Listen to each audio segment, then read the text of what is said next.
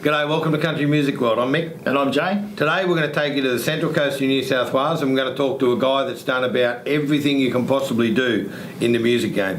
He's up for another Aria this year. He's a Golden Guitar Award winner, and he's also played just about every stage from the Nullarbor to New York. He's got a real keen eye for new talent, and he's not one to step backward when it comes to lending his experience and his wealth of knowledge to help them get a foot in the door. He's also producing and recording a whole heap of new music. Head over to countrymusicworld.com.au now and subscribe to the newsletter to make sure you don't ever miss another artist interview again. Sit back, relax, share the videos around, and let's get to know a little bit more about Bill Chambers. We've been struck dumb since we don't know when, like a tattoo burns on virgin skin. God knows we're all gonna die. Still we wonder the reasons why. Every grey hair brings another tear. When we think. All right, Jay, so we're going to cut across to Bill, who'll be down the Central Coast somewhere. We got you online, Bill? Hey mate, how are ya? G'day, mate. Welcome to Country Music World. Thank you. Thanks. I'm keen to talk to you. Oh, mate, we're very excited about having a legendary man like yourself on the channel.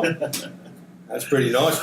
We do appreciate you taking some time out of your busy schedule and spend a bit of time here with us. Yeah, absolutely.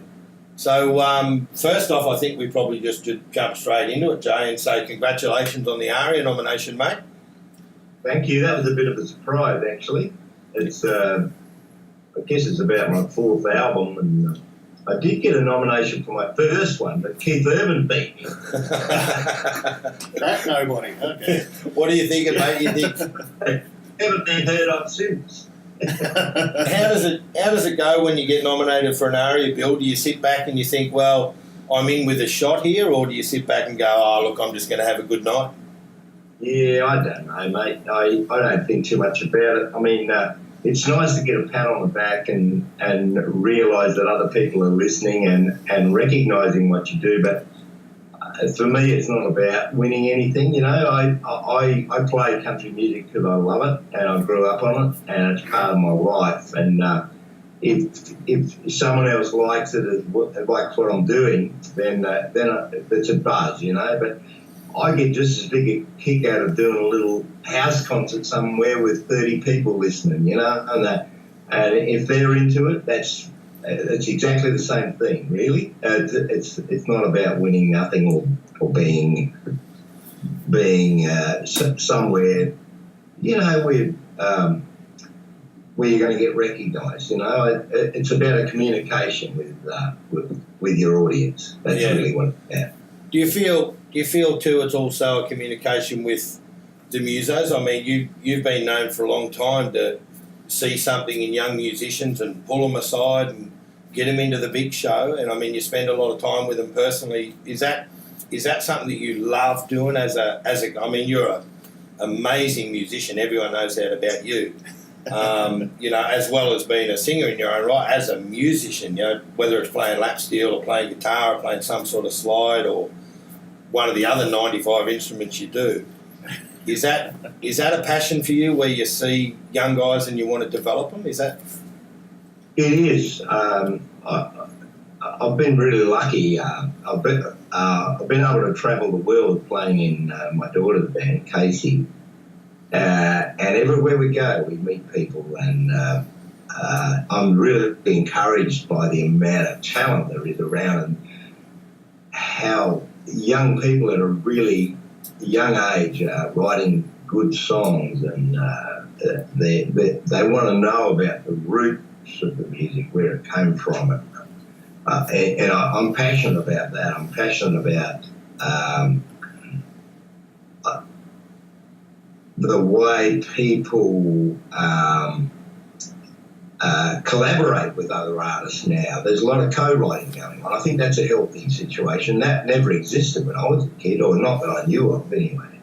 But it seems to be a lot more of that now. And I get a lot out of it too. I learn things by meeting other people, and it's surprising what some young musicians, they've only just started, but they can teach you something, you know. And you think, how do you do that? You know, and they just do it. It's like falling off the wall for them. And you know, because I'm old school. When I was a kid, there was almost no one around my town area that even played guitar, whereas now there's musicians everywhere. So it's pretty encouraging, I think. I think they're learning the way that these kids learn now, Bill, and you know, when I first started, when I first met you was 25, maybe 30 years ago now, and time gets away on us, doesn't it? But It does. we had to learn these shows by, you know, pushing vinyl backwards, or even better still, remember these days, Bill, where you had to rewind the tape player. Oh, yeah. Oh, that was a nightmare. You get these old tapes, and you only had so many rewinds on these things before the tape snapped. And, so you know, we had to develop our ears a little different now. And I mean, now you can go onto YouTube, you can sit there with a guy that'll slow it down 40 different ways, which is no wonder. I mean, I've been playing guitar for 30 odd years. There's kids that have been playing for 18 months that blow my mind. I'm just like, how long you been playing? And they're like, oh, I started last year. And I'm like, what? You know?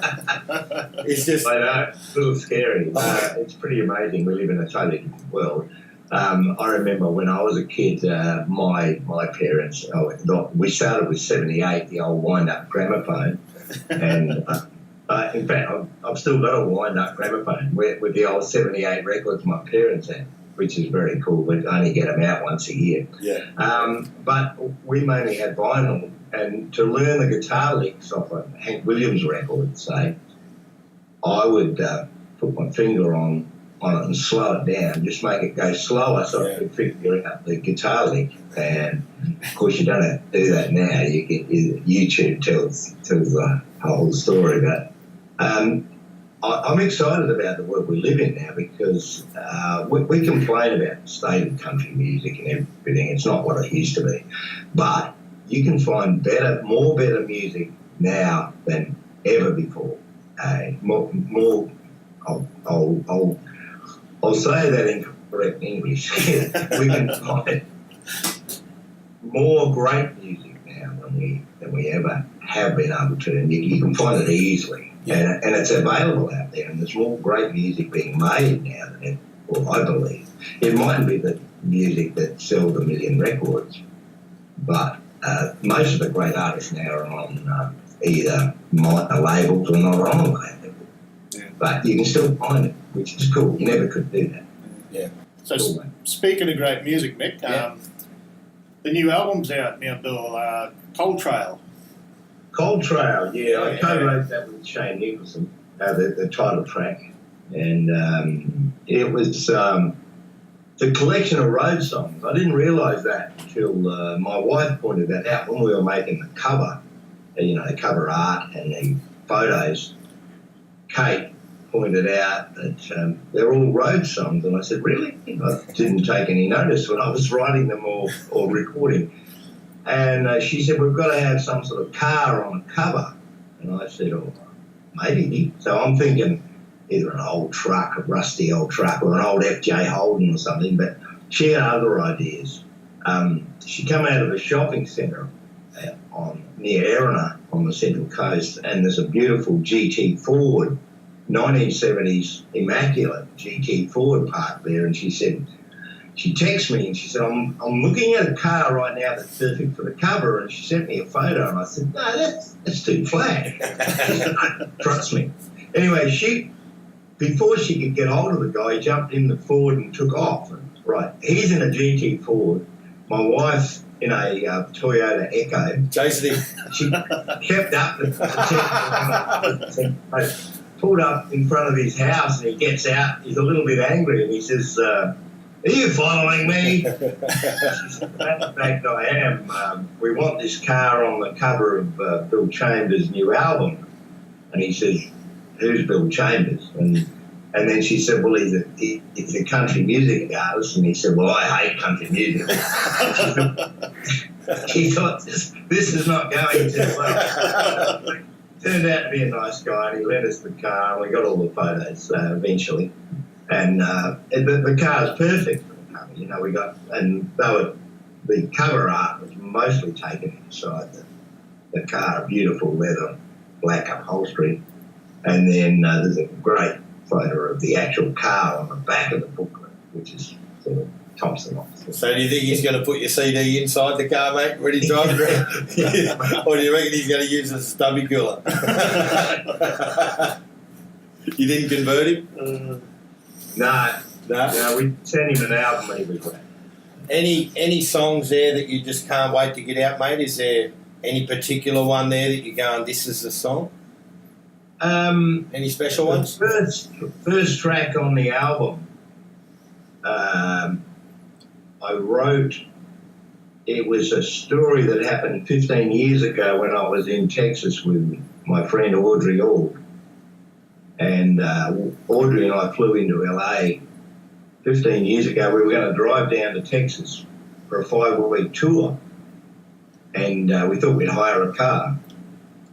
And when we priced the hire cars, they were a little bit expensive for travelling songwriters like ourselves. So we thought we'd borrow a car. But the car we borrowed was an Oldsmobile, an old Oldsmobile. And I said to the woman that loaned us the car, I said, 44 degrees every day in Texas, summertime. I said, where's the air conditioning? And she said, you just roll the windows down. That was the first track. And unfortunately, my friend Audrey passed away last year, so she never got to hear the song, unfortunately. Sad day, mate. Sad day for country music there. Yeah. Hey, Bill, mate, we'll come back to your music toward the end of this, but I want to dig into your. I know you got questions. I know. I want to dig into a little bit of the legend of Bill Chambers and probably take it back. A bit, mate. What year did you first play? What was your first live gig? When did it all start for you? I went to my first live gig, didn't play. It was Rick and Thel Carey with Chad Morgan and Kevin King. My dad took me to this show. He said, you're going to love this. And I was 7 years old. That very moment, I'm sitting in the seat, I'm watching Chad Morgan, Rick and Thel, and Kevin King. And I said right then, I'm going to be a country singer. And I had no idea how that was going to happen, but I had these dreams. And by the time I was 10, I think I did have played at a school concert or something.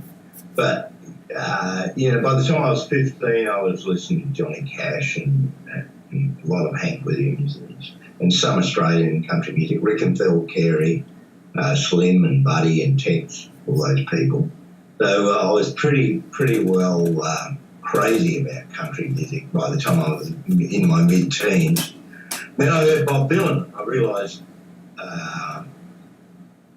there's more to songwriting than just real basic stuff. I started to think about songwriting and poetry to get, which Dylan was, he's the best, of course. So, and that's what made me gravitate towards Johnny Cash. His songs were they're very country, but they're very dark, some of them, and their stories, and some of them are very, there's a lot of poetry in there. So, it was a pretty good education in those early years, But, and then, of course, years later, I discovered Chris Christopherson and people like that. And now I listen to everything, anything from. I still listen to Jimmy Rogers, of course, the father of country music, but I listen to John Prine, and sometimes I listen to Eminem. Yeah, nice. So, Bill, you must have a million stories from over the years. I was reading one in particular just last night, and it was where you were flying into New York with Kasey's band, and I think Kasey leant over and said to yourself, from the Nullarbor to New York, and I just thought, yeah, what a... We were doing the Letterman show that day. Ah, yes. It was pretty amazing. It still knocks me out that we actually played on the Letterman show. We've been in New York many times since then, and a couple of times we were in New York, I did open for Kasey, and it's a bit of a buzz. I love that town. I wouldn't like to live there, but there's a lot of great music there. We've been lucky to play in a lot of amazing places with Kasey. We've done the Roxy in LA. We've done the House of Blues in New Orleans. We've done Green Hall in Texas, which is the oldest dance hall in Texas. Bob Wills and the Texas Playboys used to play there in the 40s. I've been very lucky. But as I said earlier, there's no bigger buzz than just playing to an audience that's listening, you know. And I don't care where it is. I played at a wedding on the beach yesterday. So, you know, if people are listening, then it's all worthwhile. So no matter where it is, but it's a big buzz to fly into New York and play on a Letterman show. I can tell you. Did you? I mean, Bill, you've done a lot of this big stuff. Do you get the rattles up, mate, when you walk out and you see Paul Schaefer and just? Is that where you start to? Oh crap! Oh yeah, a show bit, like that. Yeah, a little bit. I still get nervous, but I suppose that means I'm not brain dead. It's surprising how nerves will hit you sometimes when you're not expecting, you know. You think, oh my God, can I do this? You know, somehow the adrenaline kicks in and you get through it. But I look forward to every gig, every single gig that I do. I still get the jitters a little bit and I still get excited, and I think that's what keeps you going, you know. With Kasey, she's phenomenal, and I mean that, you know, it goes right back to the Dead Ringer days, you know, and I wouldn't mind asking you a few questions about that because that's when I sort of got to know the Chambers family, all you young guys rolling into town, and you used to come through my town a lot back in the day, and it's like, wow, check these guys out. It's a family band, and Nash was playing, and it's this really cool thing, you know, and I mean, to take the family out on the road and then put them to work, was it always good things, mate, or was there more head clashes and friendly family moments? It's a double-edged sword. Taking a family full of singers. I was married to Kasey's mum back then, so it's sort of tough on a marriage because you got all these other things going on around you, and it does distract you, and there's a lot of pressure. But at the same time, it's a beautiful thing to travel with your family. And in the early 90s, we hit the road simply because of the song that Slim recorded. Slim Dusty recorded one of my songs, Things Are Not the Same on the Land. And that it won us a gold guitar in Tamworth. And that was so encouraging that we thought, we can do this, you know. So we hit the road. The very first gig we did was in Dubbo, or the very first gig we had booked out on the road was in Dubbo. We rocked up to the Railway Hotel in Dubbo on a Wednesday night, and there were no posters, nothing. Walked in and I said, we're here, where do we set up? And they said, who are you and what are you doing here? And the gig was cancelled. It wasn't cancelled, but it never was, you know. It was booked through an agent, of course. Whoops. And for some reason it wasn't on, and they said, well, no, we've never heard of you. And we said, well, we've travelled all the way from Mount Gambier for this, 2 days drive. And they said, well, the best we can do is we'll put you on a weekend without cancellation from another band. So that was our first gig. So what we did, we were broke. I couldn't even drive anywhere. We were out of fuel, everything. So we drove out the road. We had 4 swags, laid them out on the ground, lit a campfire. We bought some baked beans and a carton of eggs and a couple of loaves of bread. We sat around for a couple of days waiting for the first gig so we get enough money to move on. That was how we started. And we did that quite a bit for the first few years. And Kasey and I often still talk about it. But they're good memories, you know. And I think the fact that we did that and Kasey sort of started real tough like that, I think it's made her tough enough to put up with all the other stuff you got to deal with in the music business, you know. Yeah. It, mate, what's some other sort of memorable moments that you like sitting down and thinking of, and if you said, oh look, you know, you've done some pretty cool stuff, but what are the ones that really mean a lot to you more than anything, they're the ones that you want to keep. What would be your personal highlights? It's a bit of a strange one. That musically, my highlight is this. I love playing slide guitar, lap steel guitar. I was in Texas working with Catherine Britt. We made one of her good records in Texas, and we were in a studio there that is partly owned by Texas country rock blues guy Jimmy LaFave, and he's one of my favourite songwriters, great singer. He said, "I've got a song I want you to play on while you're here." It was just sort of wedged in between the Catherine Britt recording. He said, "I'd love you to play on this song." So they set up the recording, and I was in my own little booth, and they started playing this song. It goes for about 8 or 9 minutes, but it was my best musical moment. I didn't know what the song was, what key it was. They just said play. Play. And I'm sitting there with the headphones on, listening to Jimmy LaFave and his band, and I'm playing along on the steel guitar, and it's just, I thought I hadn't gone to heaven. This is the best song I've heard. So I think of that moment as my best musical moment, and I was in this room on my own, and they could see me through the glass. It was, I don't know, I just had this feeling like it took me somewhere. I felt like I was somewhere else, you know.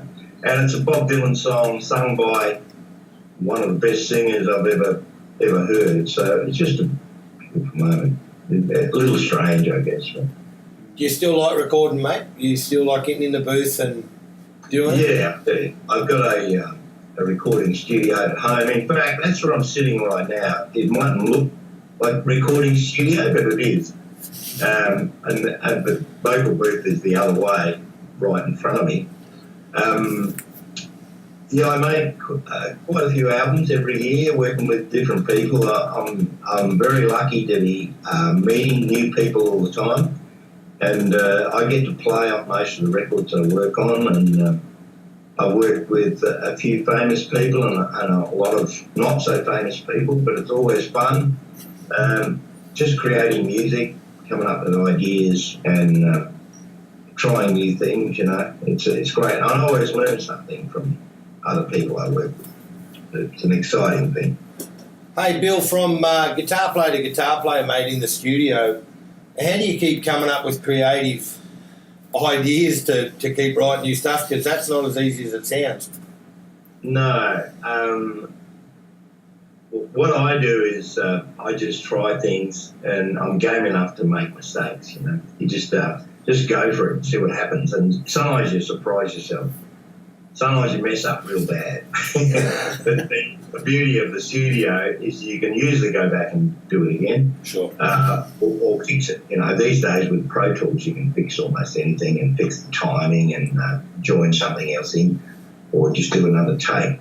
But you've got to be game enough to try things. And I listen to new music all the time. I listen to a lot of rock music, I listen to a lot of blues, I listen to country stuff, I listen to a lot of folk music. And I usually keep my ears open, and, you know, you can learn something every day. But slide guitar is the thing that I'm mostly passionate about these days. And I listen to a lot of Ray Cooder. I've listened to him all my life. He's probably one of the greatest slide players ever. And he's got a touch of blues and country and rock in his playing. A lot of soul. I keep listening to stuff like that. And I like country music that infuses those different instruments. Talking about slide guitar, Mick, one of my, we're talking about musical moments, and I remember probably, it'll be 10 years ago or more now, Bill, I walked into a little thing at Gympie, and Kevin Welsh was sitting on the stool down there. Hey. And I watched him, and then we thought, we'll go down and catch him on the main stage. And on the main stage, Bill's up there playing guitar with him, just shredding on, doing slide guitar, man. It was just blew me away. I just love that. And that show, like I went out and bought the live down here on Earth or whatever it was. I was hoping that you'd be on it, and you weren't. No, I've never recorded with Kevin, but I've done a few shows with him, both Australia and in Texas. Yeah, but that really left a mark on me anyway, seeing you guys up there doing that. Cool. And I remember you playing it was because you were just shredding, man. It was really good. I've had some great moments with Kevin. His music lends itself to the slide guitar really well. Yeah. He's someone I look up to as a songwriter too. We're going to talk about some advice for young artists. I think any young artist would do well to just have a read of Bill Chambers' story, really, and because there's a lot to learn there, about how hard music can be at times and how good it can be at times. So, have you got any advice in particular for young people? Be honest with yourself. Follow your heart. There's so much bullshit out there now. Like the music industry, there's so much information, and some of it's quite misleading. And people think it's who you know and all that, and people think that if you get the right producer or you get the right musicians on a record, then it's gonna make it a great record. It's only good songs and good singing that's going to make a good record. And you take the music Johnny Cash made just before he died. It's the American recordings, and he did it with just his voice and his guitar. It's amazing because the songs are so strong. He's such a powerful man, That's where it starts. It's not about getting the right producer. It's not about being in the right studio. It's not about going to Nashville. It's about having great songs and learning how to not just to be a great singer, but learn how to sell the song. Look at with Johnny Cash is a perfect example. Not a great singer technically, but he can sell a song like no one else. And I think we've got a lot. We can learn from people like that. There's nothing magic about a studio or a place or a person to help you with the recording. It's all about song feeling. Yeah. And I think people should remember that. Bill, do you think, mate, just touching on that, do you think, how do you say this without offending people? No, but I'm just going to do it. Do you think the showbiz is gone? Do you think that's, I find personally now that there's no glitz and glam. There's no old showman around anymore. There's no one that comes out and stands up there and demands that I watch them. They sit on a stool with their head down and they think that I should give them the time of day without them doing their work. Do you feel that? You're going back 30, 40 odd years ago with the old travelling showman guys, and they had to, if you weren't good, you didn't get paid.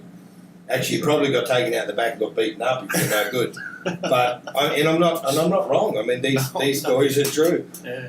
Do you think that there's a big hole there, mate, because the kids now don't think that they still have to work once they get on the stage? I think it's all on Facebook. True. I absolutely agree with you.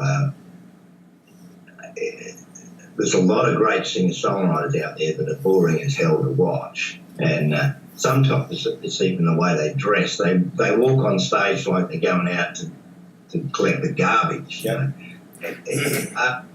Back in the early days, people used to dress a certain way. Like, this is a serious business. Yeah. And we don't have to dress like the Grand Ole Opry guys with all the nudie suits, but that was their thing.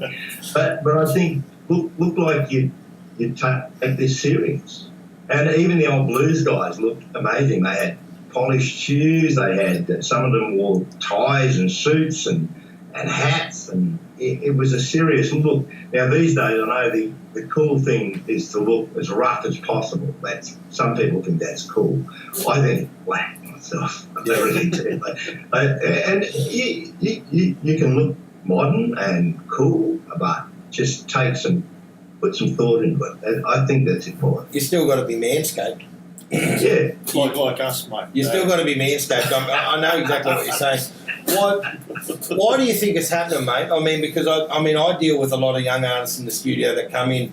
They have no concept when I would even mention to them, hey, you could probably do a costume change halfway through your show. And they're like, are you telling me I've got to bring another outfit? It blows their mind. It actually blows their mind to think that I'm thinking about the second half of the show. I love that question. The only time I change my shirt during the show is if it stinks that much I can't put up with it myself. Yeah. But, you know, especially... But, I hear what you're saying. And a lot of people think it's uncool to put some thought into your dress, but I think the opposite. Yeah. You only got to look at an artist like Neil Young, right? Now, he's the coolest guy on the planet. I've seen him in a couple of months. Amazing pop artist, a great songwriter, but he's got a look. You know, he walks on stage, and you know he's an older guy now, but he's always got this look, and he looks a certain way. And even though it's a sort of a ragged look, it's still it's an identifiable thing. Yeah. And Bob Dylan's the same, you know. They dress a certain way. They take this serious. And I think it's time the young people with talent realise that that's part of what you do. You look like you take this job serious. How do you think we fix it? About it. How do you think we actually fix that, mate? I mean, we can send the young ones here to watch this video, and hopefully they haven't clicked off it by this point. But you know, but as a whole, do you think there's more that I don't know? Should our bigger artists be saying this more often? Should our industry be doing it? Should it be put into the CMA college, the graduate college at Tamworth? Should it be going back to the grassroots here and developing them there? Yeah. Is that where it's falling out? Yeah, I think maybe the college could address this, or maybe they do. In country music itself, sometimes I see the opposite. You go to the Gold Guitar Awards and backstage everyone's getting ready to go on. Sometimes I think it's a little overdone the other way. It's like they look like they're going to a ball. You know? I'm just not sure where you draw the line there. I think the main thing is to have an individual look. Like our old mate Slim Dusty, he always had the hat. Yeah. He always dressed immaculately, but he had the look, you know. And I think everyone needs to find their little niche, you know. And if you've got a certain look, stick to it, you know. My friend Harry Hookie is a good example. He dresses very young and very cool, and sort of rough and ragged, but he's still got a look. Yeah. You know, when he walks on stage, he's got a certain way of presenting himself, and he's one of the best young artists around. I don't know if you know Harry Hookie, I don't know if you've met him, but he's a great friend of mine, and he's not particularly country. He's folky, rock, a little bit of country in there, but he's got a look, you know, and I think, I reckon that's part of the reason some people are incredibly talented with not much success is because they don't look like they're taking it serious. Yeah. Well, I don't know. What do you reckon, Jay? No, that's a good wise words in there, mate. That's for sure. Raving on. We just got to hope they get heard. That's Yeah, you know. It's getting the message out, and I think it's got to come from the top down itself. I honestly think it does. I think it does. Yeah. Bill, where can people, if they want to follow your story and have a look at your music and all that, where can they find you, mate? I've got a website. It's billchambersmusic.com, and that'll lead you to my Facebook and gig guide, everything. My wife, Kate, looks after all that stuff, and she's really onto it. and also, I've got a great list of friends on my phone. If I'm in an area, I always let them know where I am, you know. Yeah. And I'm meeting new people all the time. It's a great era to live in. The social media side of it now is incredible. Artists like myself and even people just starting off have all these things at their fingertips that we never had when we were young. Yeah. And it's a great time. I just come back from Europe a few months ago this year, and we just let people know we were over there. We've got a few friends in Europe on Facebook, and also the folk we work with in Europe.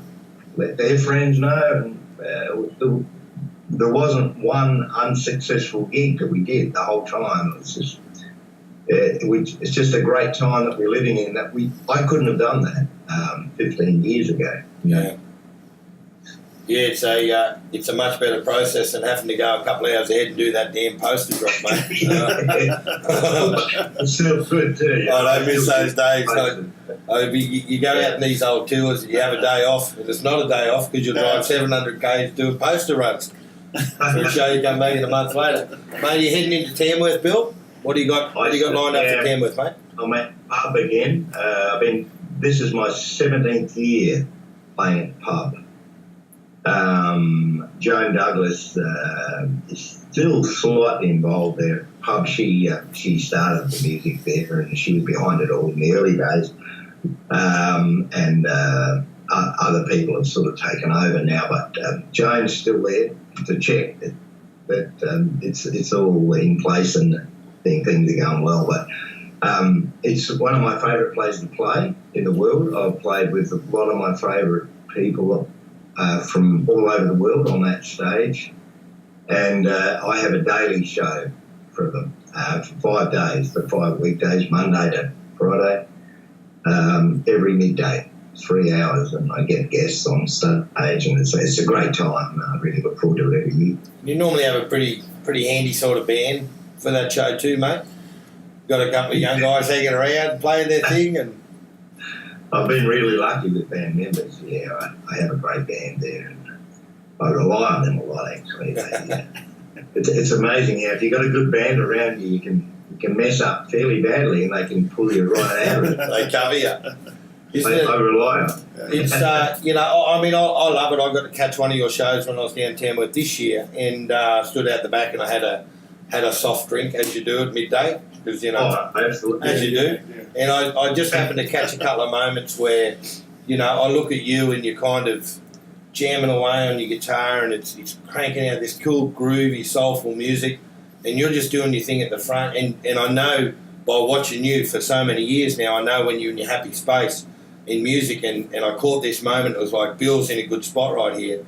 And then I had a look around the band, and they're just happy, like they're just grooving, and they're doing that from you. So there's this really cool feeding off happening on the stage, and it goes back to what you said right at the beginning. It's always about the song and the music. Doesn't matter what anyone says. If you're enjoying that, and I just sat there and just got overwhelmed by it. And it's like I had to watch it, because it's like, wow, look at this. It's just that's pulsing music right there, and it grabs you. Good. So we're definitely going to come and see you this year, mate. We will. And look forward to it. We'll have a lemonade. Do you come and say good day? We will, mate. I hope we get to play together one day again. I think so. It's been long. It's been a long time, mate, but you never know. I think we might put down the video camera and pick up a guitar very soon, I reckon. That'll be nice. Bill Chambers, mate, you're a legend. You're a beautiful man. You've always been a beautiful man. We appreciate you just for doing what you've done for your whole career, mate, and I really hope people sit back and realise just how special you are for young guys like me, and you're always going to be doing this sort of stuff, and it doesn't go unnoticed. I'll tell you that now. On behalf of Jay and myself and everyone at Country Music World, we wish you all the best in your future. Good luck with the Aria. Good luck with that, mate. We'll be barracking for you, and absolutely. And we'll definitely catch you in Tamworth, mate. Thanks, Bill. Thanks a lot, Bill. Did you like that interview and want to see some more just like it? Then check them out right there. We've got artist interviews. We check out the festivals that are happening in your area. We'll have a look at the country music birthdays, and then we'll dive back into the history of Australian country music. We've got the CMW Country Artist of the Week chart as voted by you, and we also have heaps of weekly prize giveaways. So give us a thumbs up, subscribe to the channel, because together we can make a difference in the country music world.